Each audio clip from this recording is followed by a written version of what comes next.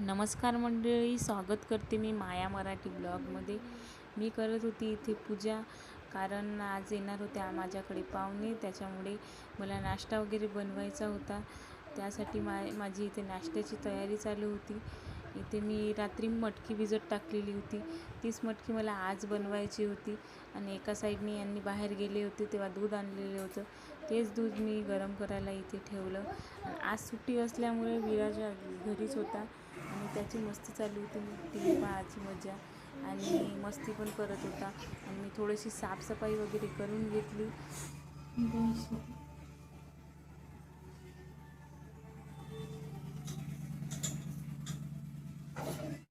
इथे माझे पोहे वगैरे बनवून झालेले होते. त्यानंतर इथे मटकी पण झालेली होती आणि स्ट्रेमध्ये ग्लास वगैरे धुवून ठेवले होते. आणि चहासाठी दूध पण मी गॅसच्या ओट्यावरच ठेवलं होतं. नंतर पाहुणे वगैरे आले, त्यांचा चहा वगैरे नाश्ता वगैरे झाला. त्यांचा गप्पा चालू होत्या. हे माझ्या मिस्टरांच्या शाळेवरचे सर आहे, त्यांचे सासू सासरे आहे आणि त्यांची मिसेस आहे, म्हणजे त्यांचे आई वडील आलेले होते. विराज इथे त्यांच्यासोबत गप्पा मारत होता. नंतर वेळ झाला होता म्हणून यांना लागली होती भूक. स्वयंपाक काही केला नव्हता म्हणून त्यांच्यासाठी बनवत होती मी मसाला पापड बनवताना विराजची चालू होती लुडबुड. तो म्हणते मम्मी मी हेल्प करते. मी म्हटलं नको, मी तुला पापड वगैरे बनवून देते. मी त्यांच्यासाठी पापड वगैरे बनवला.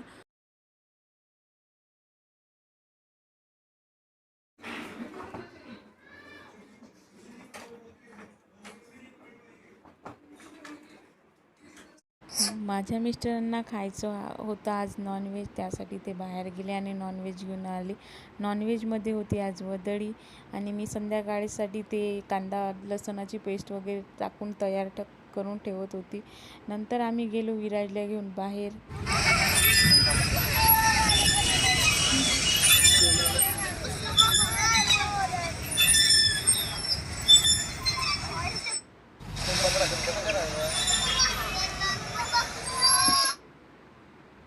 इथे त्याचा एन्जॉय चालू होता, त्याला खूप छान वाटत होतं.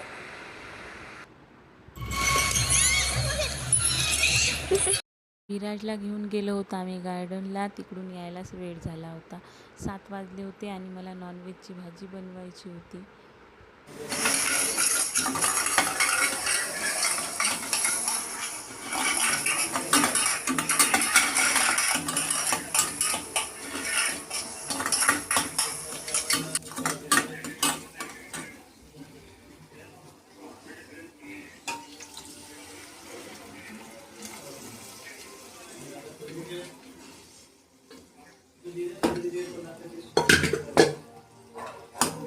इथे माझा संध्याकाळचा स्वयंपाक झालेला होता. इथे वदळीची भाजी, माझ्यासाठी अंड्याची भाजी केली होती, भात आणि चपाती.